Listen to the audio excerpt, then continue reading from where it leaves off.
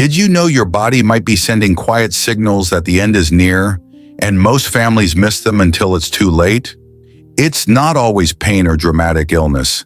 Sometimes it's something as subtle as sleeping more during the day, or losing interest in your favorite Sunday meal. And because these signs feel so ordinary, we dismiss them until the doctor says there's not much time left. In this video, I'll walk you through the 7 early warning signs that hospice doctors from Johns Hopkins and Mayo Clinic say often appear months before the final chapter.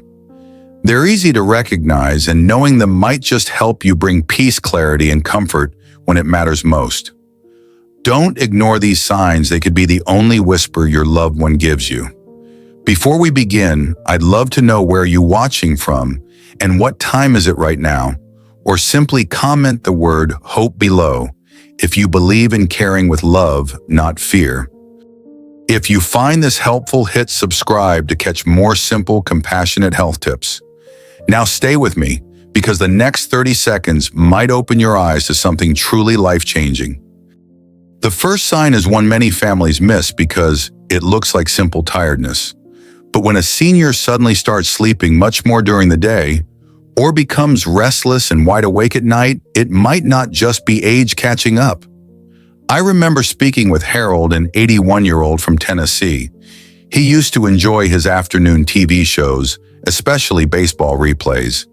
But slowly his daughter noticed he kept dozing off before the second inning even started. Within a few weeks, he was sleeping 18 hours a day and wide awake at 2 or 3 a.m., pacing the house in silence. His family thought it was just boredom, but doctors later explained that his body was shifting into a different phase, one that often appears in the final months of life. As we get older, our body naturally begins to conserve energy, but when it begins shutting down deeper systems like digestion, circulation, even brain activity, it starts by changing the sleep cycle. According to Harvard Medical School, the brain's internal clock begins to misfire. Day becomes night. Night becomes a blur. It's not a disorder, it's a signal. The problem is, when we don't recognize this change, we miss the chance to adjust, care, bring more comfort, or simply be present during important moments. We may even feel frustrated with our loved one when in fact they're already transitioning. But here's what you can do. Start tracking their sleep today, not with fancy gadgets, just a small notebook. Note how many hours they sleep at night and how often they nap during the day. If it's more than 15 to 16 hours a day for over a week, talk to their doctor. Sometimes just noticing the change early can help guide the next step with clarity and peace. And remember this: recognizing this sign doesn't mean giving up. It means you're choosing to care wisely. Because sometimes love looks like knowing when to sit beside someone quietly while they rest a little longer than before. Stay with me in a moment. We'll explore another sign that many mistake for simple forgetfulness, but it may be something deeper. The second sign is one that breaks many hearts, and yet it often slips by unnoticed.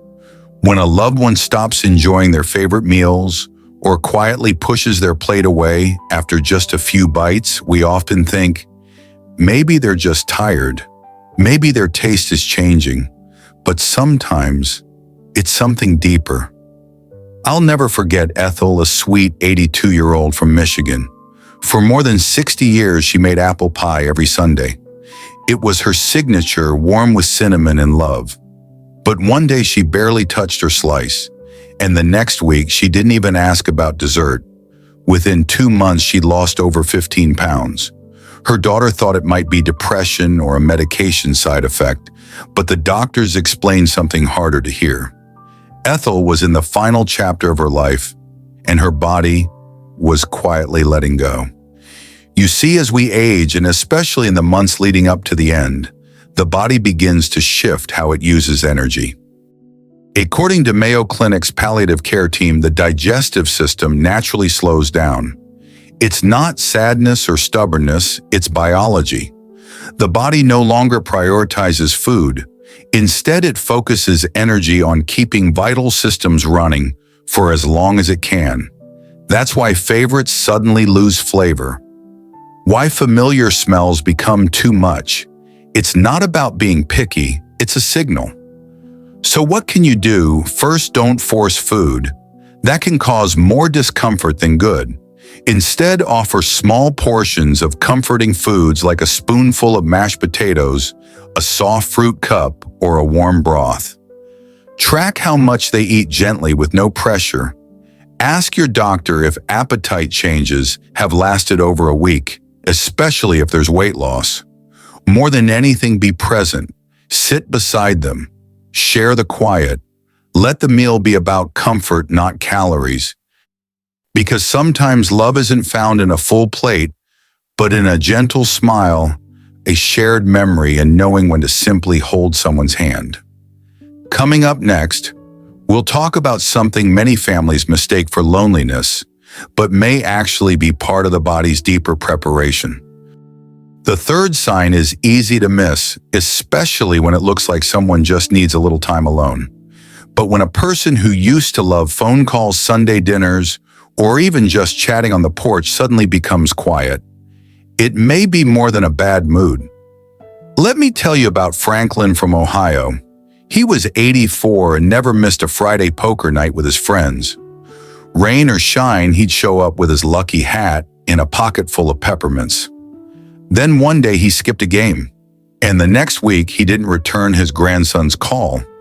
His daughter thought he was just tired, maybe a little off. But as weeks went by, Franklin kept pulling away. No more family gatherings.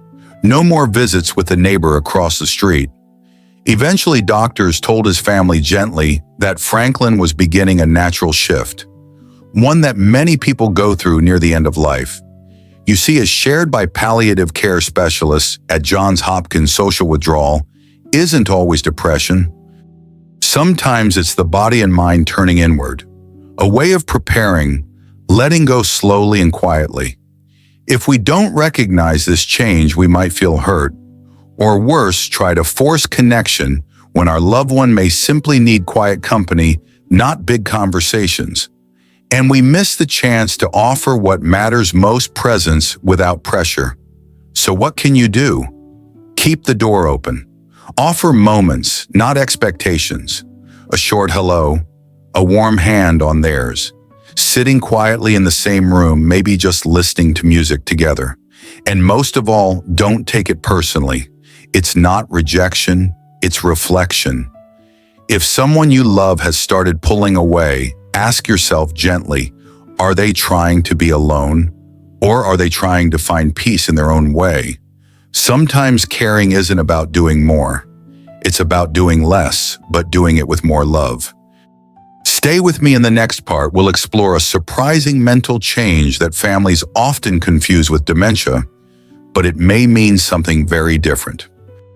The fourth sign might seem unusual and even a little spooky at first, but it's more common than you think. If someone you love starts having soft conversations with people who passed away long ago, or seems to drift between clarity and confusion, don't panic. It doesn't always mean dementia. Let me tell you about Vernon, an 86-year-old gentleman from Florida.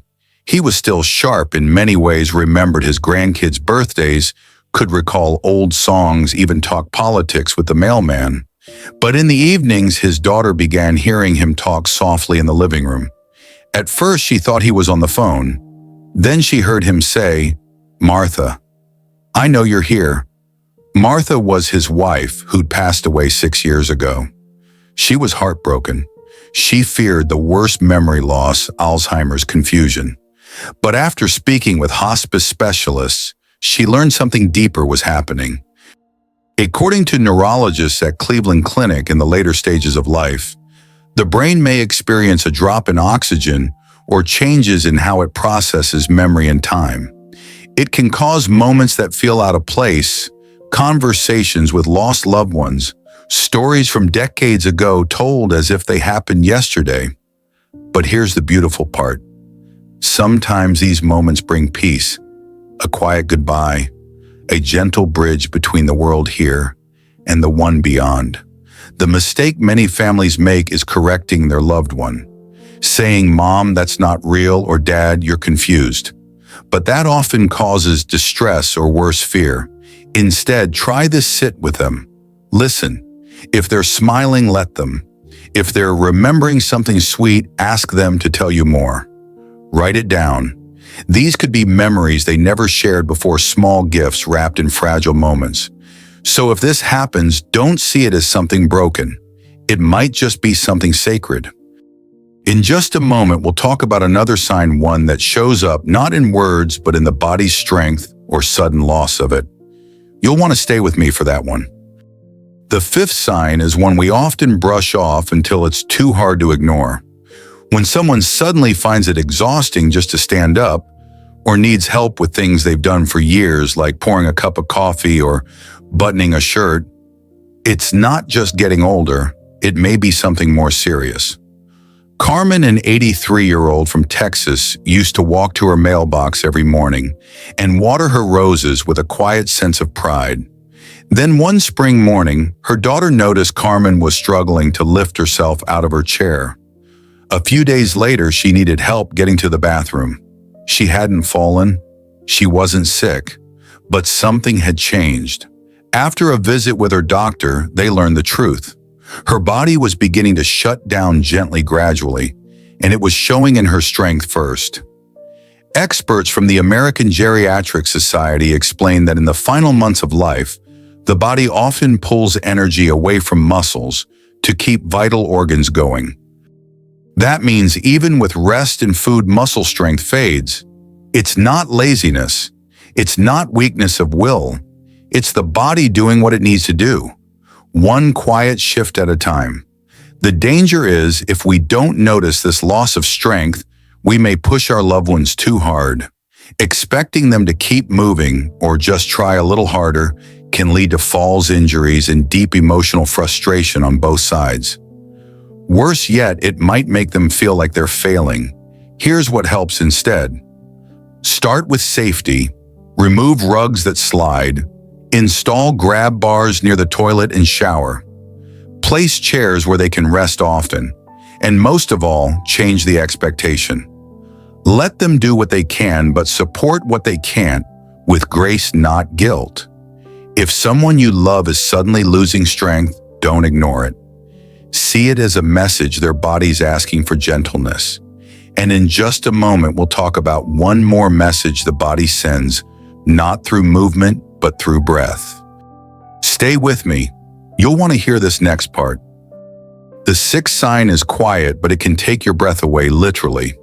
When someone you love starts breathing differently, shallow, fast, or with long pauses between each breath, it's not just old age catching up.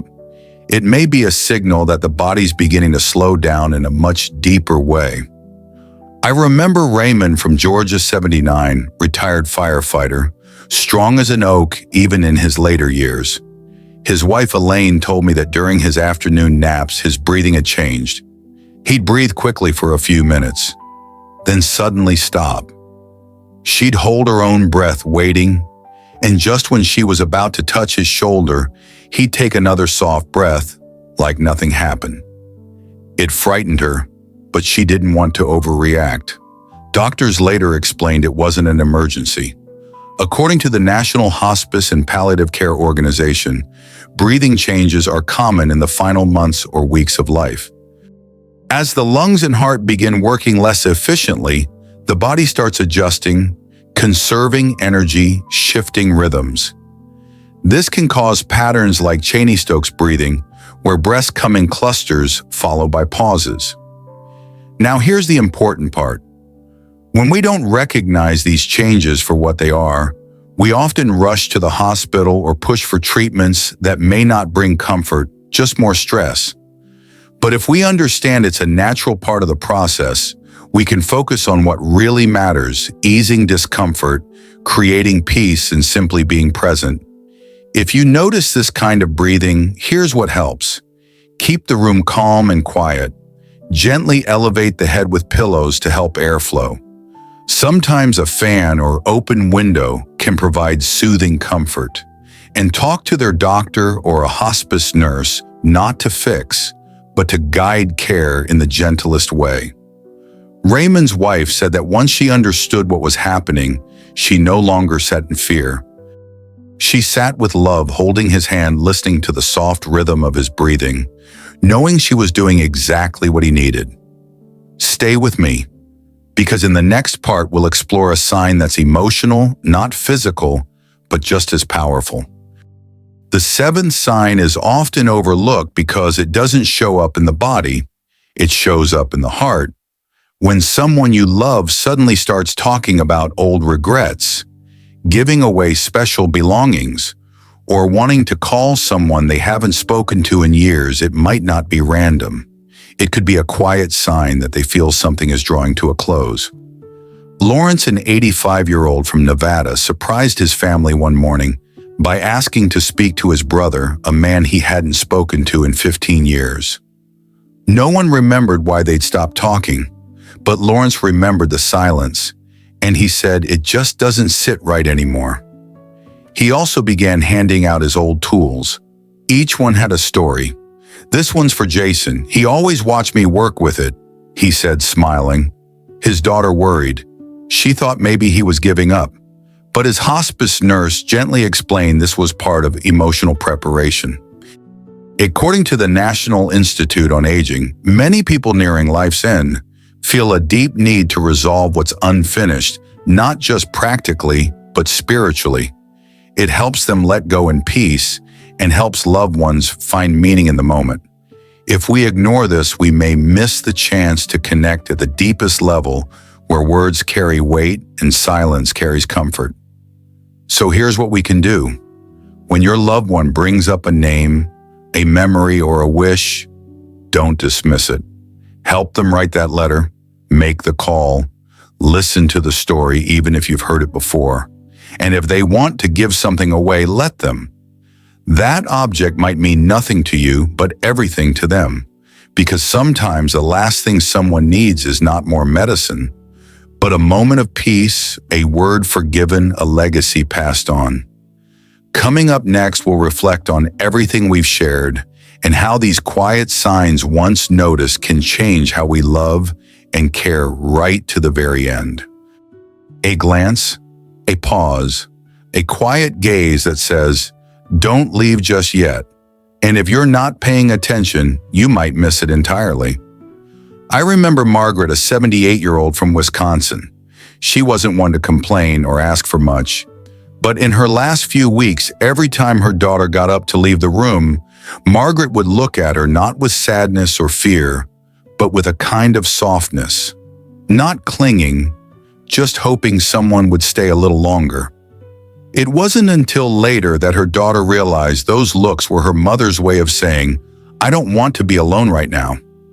According to research shared by Harvard Health and AARP, many seniors, especially in the later stages of illness, may stop talking as much, but their emotional needs don't fade. In fact, they often grow stronger. They may no longer ask directly for company, but their eyes, their body language still speak volumes. And here's the thing. If we overlook these silent requests, we risk leaving them in emotional isolation, even while standing just a few feet away. It's not about conversation or keeping them entertained. It's about presence. So what can you do? You don't need the perfect words. You don't even need to say much. Just sit, hold their hand, read aloud from an old letter, put on a song they used to love. Even 5 minutes of quiet presence can make a person feel seen, safe, and loved. If someone close to you has been quieter than usual, watch their eyes. They may be asking you to stay. Because in the end, it's not the big gestures we remember. It's the small ones, the shared silences, the soft glances that tell us, even without words, "I'm still here, and I still need you." In our final reflection, let's pull everything together to remind ourselves that recognizing these signs isn't about fear, but about love in its most human form. Thank you for spending this time with me. I hope today's message reminded you that even the quietest signs can hold deep meaning and that with a little attention and love, we can bring peace, dignity, and connection to those final chapters of life. If something in this video touched your heart, I'd love to hear from you. Feel free to share your thoughts or simply type the word HOPE in the comments to remind yourself and others that we're never alone on this journey.